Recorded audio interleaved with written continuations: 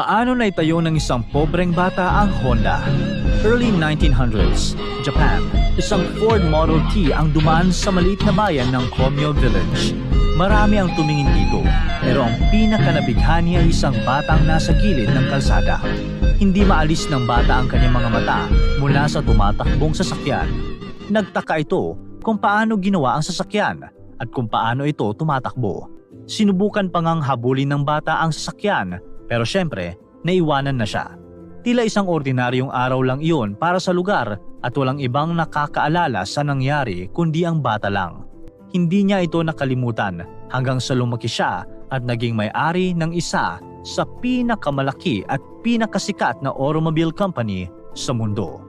Si Soichiro Honda ay ipinanganak noong November 17, 1906 sa Komyo Village, Iwata District, Shizuoka, malapit sa Hamamatsu.